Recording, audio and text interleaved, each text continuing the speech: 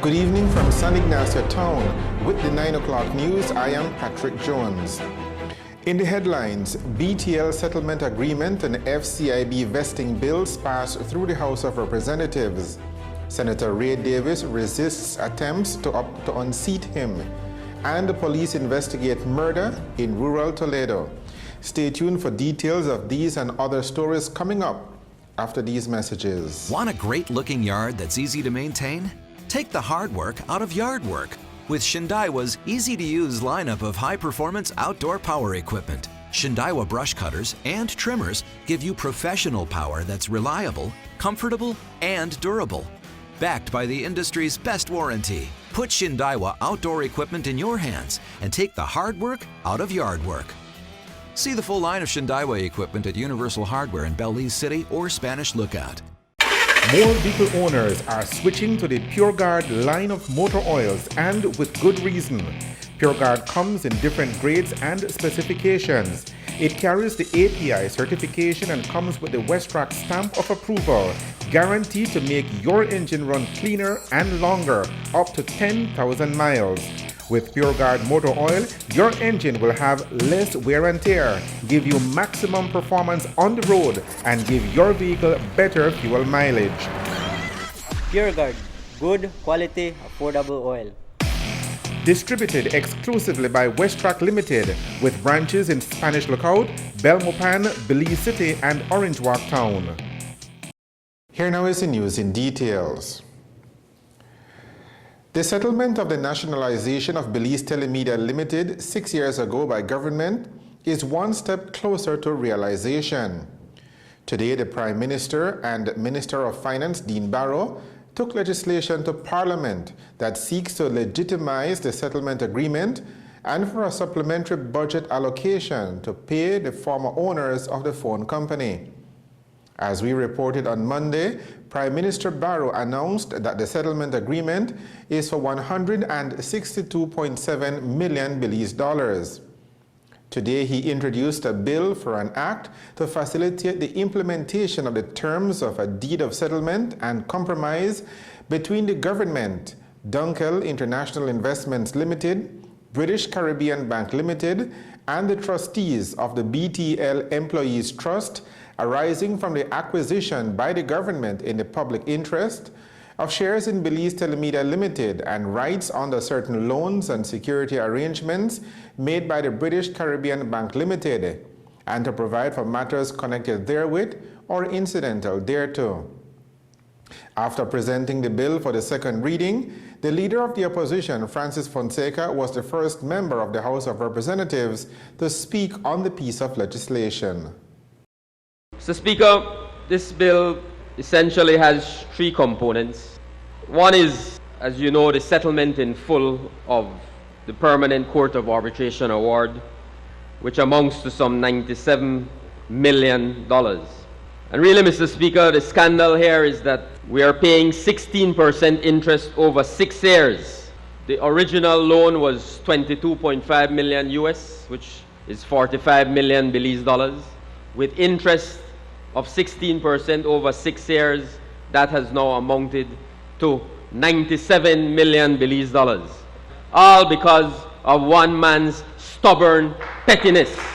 That is what we have here.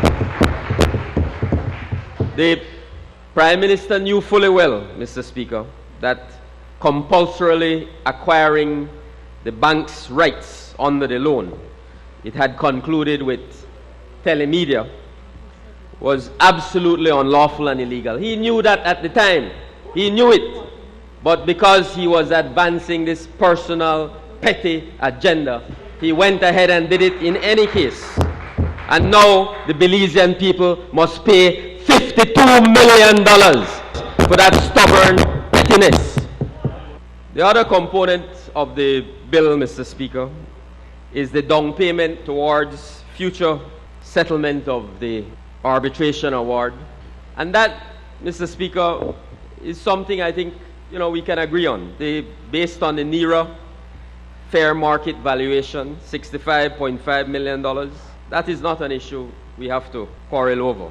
This part of the settlement deals specifically with providing this $65.5 million for down payment towards the future settlement of the arbitration award, which we understand and accept.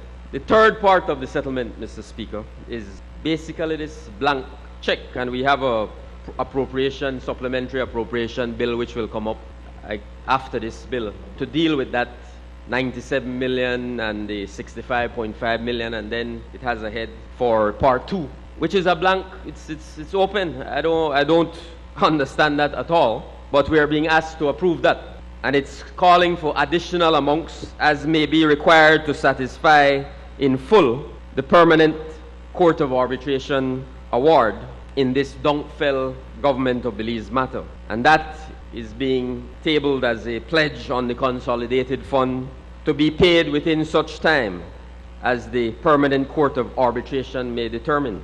So we really don't have a full settlement, Mr. Speaker. Other members of the opposition PUP, including former Prime Minister Said Musa, also made presentations on the BTL settlement bill. Members of the Prime Minister's own United Democratic Party also rose in support of the bill. And in winding up the debate, Mr. Barrow addressed concerns raised by the opposition members.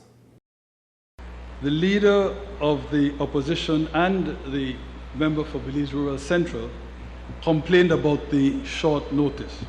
Well, the fact is, Mr. Speaker, as they will see from the settlement deeds attached to the bills, they were only signed on Friday. So it was not, as somebody said, a deliberate instruction of mine to keep back the details. We only got through on Friday. And so that is why they didn't see those bills until yesterday.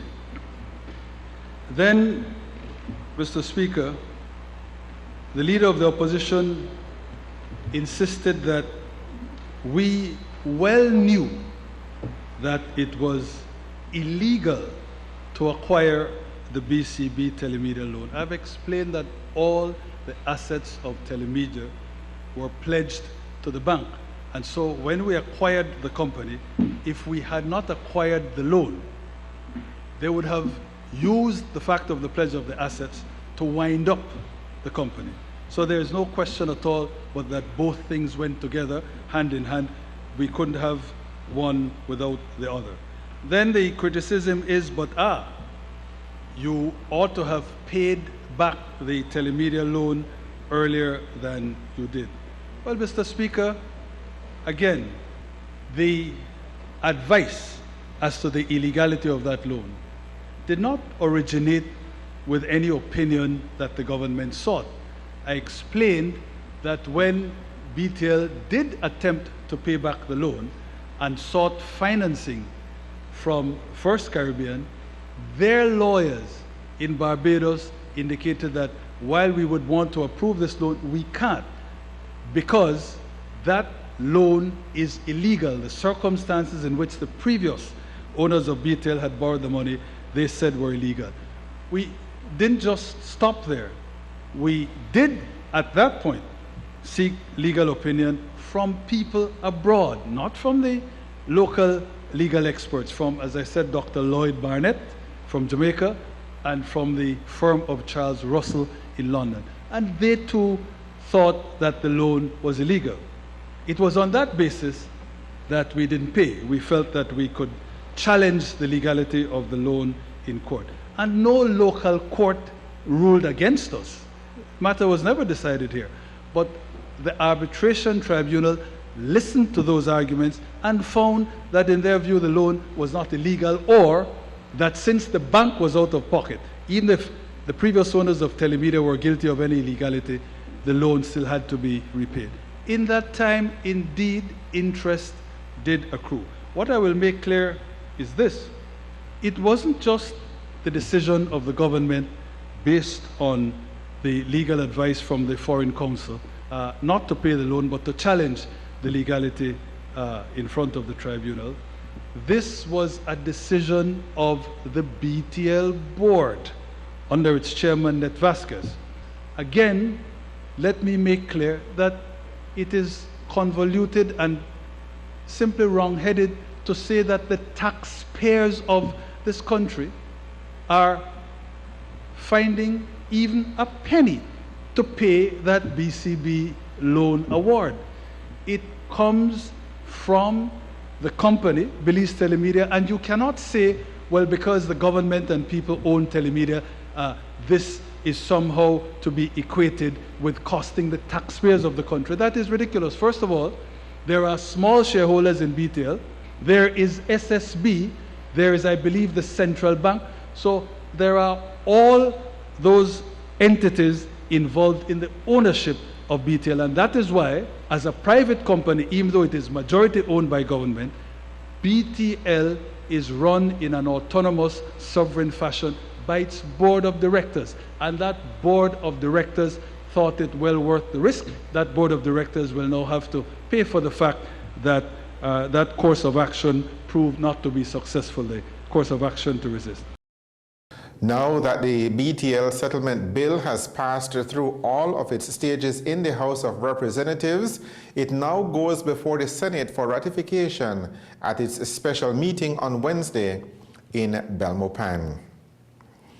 And when the Upper House of Parliament meets tomorrow, embattled Senator Ray Davis intends to take his seat in the Senate meeting. Davis has been under pressure for some time now from the same people who nominated him for appointment by the Governor General. And last month it was widely reported that a decision was taken to remove Senator Davis from his post. The embattled senator has been quiet on the campaign to unseat him, but on Monday evening he broke that silence by issuing a media statement. Davis, in the 8-point statement, explains that he has always been in communication with the people who appointed him, namely the National Trade Union Congress, about his duties in the Senate. He points out that at the end of August, he received an email from the Secretary General of the NTUCB informing him that he had been removed as a senator for the NTUCB. The reason for his removal given, according to Davis, was that the majority of the NTUCB had voted to oust him because they were not satisfied with his performance as a senator. But while the NTUCB is attempting to throw him out as a senator, Davis points out that under the Constitution of Belize, his appointment cannot simply be rescinded by a vote by members of the NTUCB. Point 6 of Senator Davis's statement says, and we quote, "Perhaps those persons are simply unaware of the provisions in the Belize Constitution governing the tenure of the office of senator or misunderstand these provisions. If they had obtained legal advice from the Attorney General's ministry as the legal advisor for government affairs, the current confusion regarding my position as senator may have been avoided. Doubtlessly, it is not too late for them to still seek such advice, including advice on the role and composition of the Civil Society Steering Committee, which those persons seeking to remove me seem to misunderstand as well," unquote. The statement ends by pointing out that senators are appointed by the Governor General and their tenure is governed by Section 64 of the Belize Constitution, which also seeks out specific guidelines for ending of that tenure, one of which is the dissolution of the National Assembly. Davis says he did not violate any of the provisions that would have necessitated his removal, and therefore he continues in office as a senator and will only demit that office in accordance with the provisions of the Constitution. Senator Davis says he will seek legal advice in dealing with what he described as untrue and derogatory statements made against him in the media by those who are seeking to unseat him. You are watching the National Channel. Coming up after the break, First Caribbean International Bank's vesting bill goes through the House of Representatives. The 9 o'clock news will continue after these messages. Are you always on the go? Tired of missing your favorite games while they're actually being played? Watch your games and sporting events live with Central TV and Internet's incredible MyTV. Simply log on to www.mitv.bz to get easy access to 25 channels, no matter where you are. With Central TV and Internet's MyTV, you're always in the game. Faster, comfortable, affordable, and powered by the trusted Cummins ISF 2.8-liter turbo diesel engine. We changed the way the game is played. The new Photon tunneling truck and View CS2 van. Available at Universal Hardware. Photon, the game changer is here.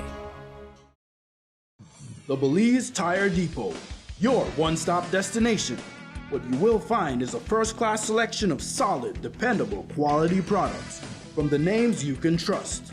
We carry a full line of urea and SureTech tools and equipment to meet every need, from light maintenance around the house to heavy-duty fieldwork. Our tire workshop features the full array of Pirelli, Nexen, and Nankang tires for every vehicle and any terrain. Our trained technicians' #1 priority is to ensure you and your family's safety and security on the road. It's all here at the Belize Tire Depot. From reliable equipment, world-class time-tested tires, to sturdy, durable tools. Merchandise that's built to last with quality guaranteed.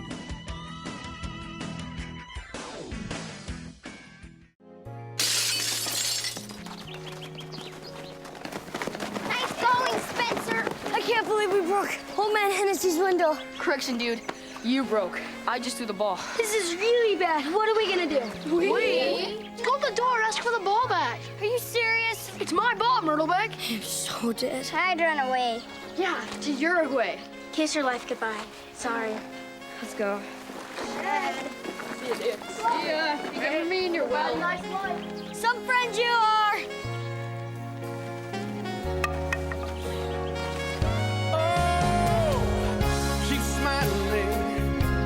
Hi.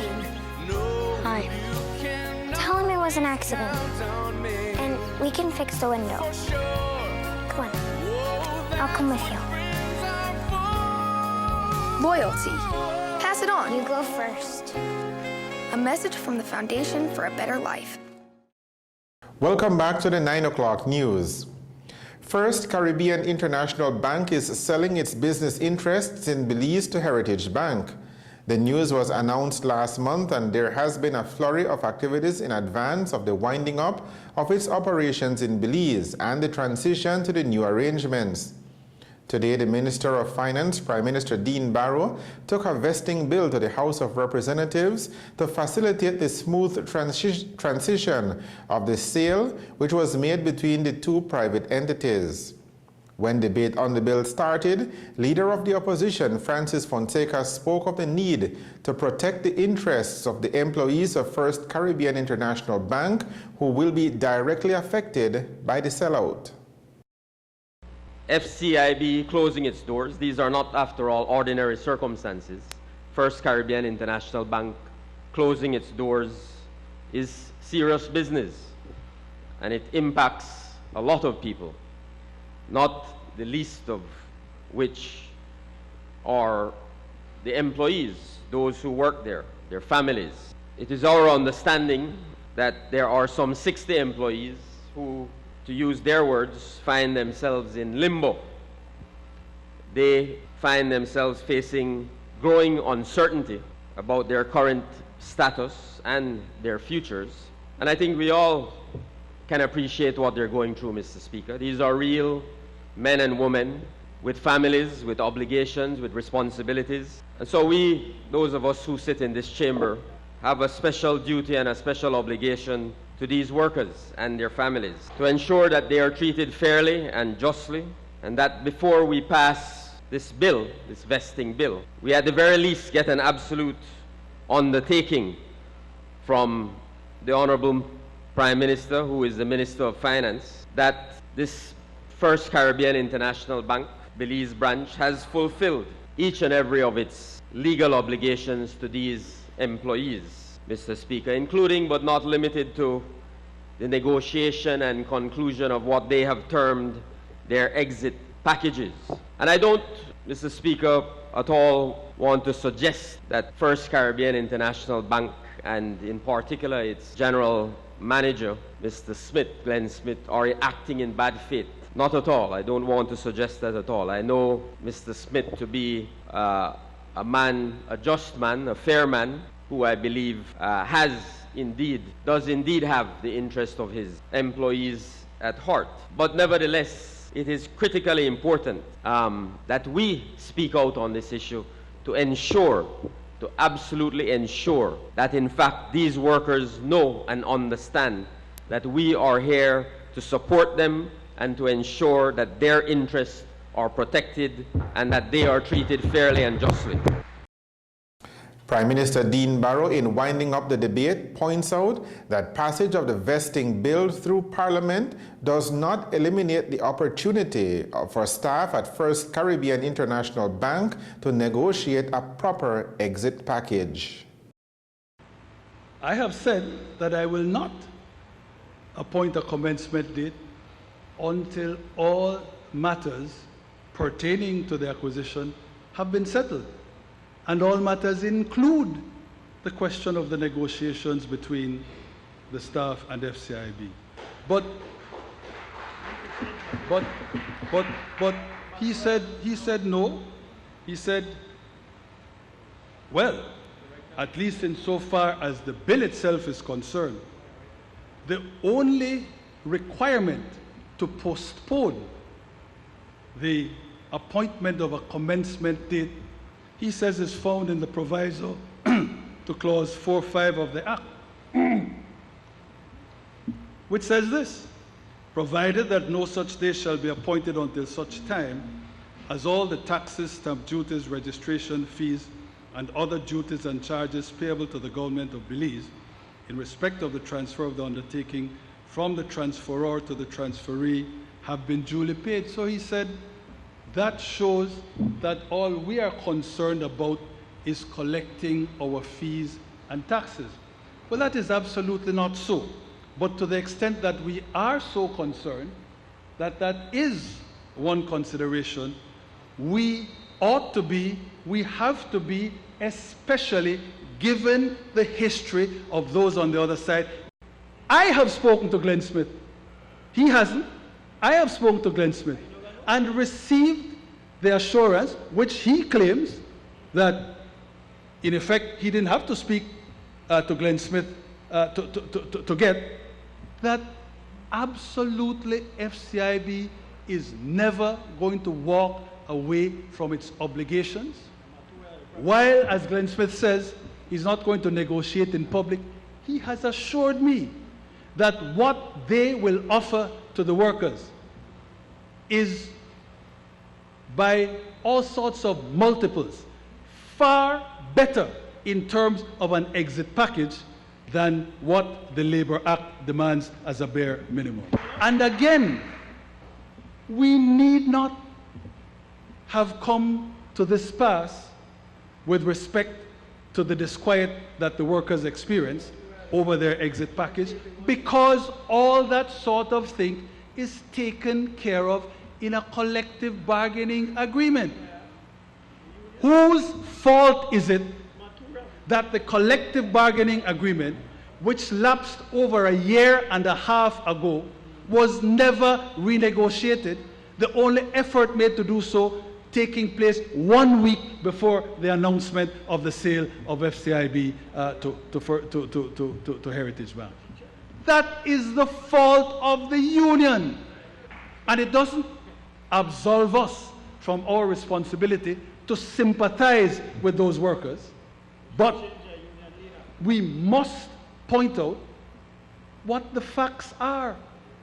In this case, the fact is those workers have been absolutely, unutterably, intolerably let down by the leadership of the Christian Workers Union. The First Caribbean International Bank vesting bill goes to the Senate for ratification on Wednesday. Police in the Toledo district are investigating the murder of a Guatemalan national. The victim has been identified as Santos Ick, a peddler by trade. According to police reports, Ick's body was found in some bushes at the side of the road near Corazon Village on Monday afternoon. Authorities believe that Ick was killed sometime yesterday morning, and it is strongly believed that robbery was the motive for the homicide. The Guatemalan national is known to frequent the remote Toledo villages to sell clothes. Police investigations continue. The news on the national channel. More vehicle owners are switching to the PureGuard line of motor oils, and with good reason. PureGuard comes in different grades and specifications. It carries the API certification and comes with the Westrac stamp of approval, guaranteed to make your engine run cleaner and longer, up to 10,000 miles. With PureGuard motor oil, your engine will have less wear and tear, give you maximum performance on the road, and give your vehicle better fuel mileage. PureGuard, good quality, affordable oil. Distributed exclusively by Westrac Limited, with branches in Spanish Lookout, Belmopan, Belize City, and Orange Walk Town. Belize Camping Experience would like to thank everyone who makes BCE successful and meaningful. To our summer camp supporters and volunteers who came from communities across Belize. To all who supported, contributed, and volunteered with our Harvest for Kids project. Funds raised through last year's rice and corn crop will help maintain BCE's children's programs through 2015. You can also support BCE by buying your bag of Circle R Premium Rice with the Harvest for Kids logo, now in a new package. Together we can and will make a positive difference in this beautiful country of Belize. I just got tired of making someone else rich. It's time I do something for me. I was a bit nervous at first, but I went and I got all the equipment I needed at Universal Hardware. I know that even after sale, they will stay with me for the life of the equipment. I have a peace of mind with service and reliability, and more time with the family. Glad I did. Get the bragging rights you deserve. Visit Universal Hardware for sure. Are you always on the go? Tired of missing your favorite games while they're actually being played? Watch your games and sporting events live with Central TV and Internet's incredible MyTV. Simply log on to www.mitv.bz to get easy access to 25 channels, no matter where you are. With Central TV and Internet's MyTV, you're always in the game. Warm and mostly dry conditions will continue to dominate the weather over Belize. The general forecast for Belize and her coastal waters is for partly cloudy skies tonight. Tomorrow will be mostly sunny. Showers or thunderstorms will be isolated and will occur mainly over the extreme south tonight and inland tomorrow afternoon. Winds over the open sea and along the coast will be easterly at 5 to 15 knots. The sea state will be choppy. Low temperatures tonight will range from 82 degrees Fahrenheit along coastal areas to 75 degrees Fahrenheit inland. It will be 70 degrees Fahrenheit up in the hills. On Wednesday, the high temperatures will range from 90 degrees Fahrenheit along coastal areas to 97 degrees Fahrenheit inland. It will be a warm 84 degrees Fahrenheit up at the exposed areas of the mountain Pine Ridge and along the Maya Mountains in the south. The tides. There will be a high tide at 12 minutes past 11 o'clock tonight. A low tide follows at 16 minutes to 6 o'clock tomorrow morning. The sun will rise at 19 minutes to 6 o'clock tomorrow morning. It will set at 6 minutes to 6 o'clock tomorrow evening. The extended forecast, valid through to Thursday afternoon, is for similar weather conditions to prevail.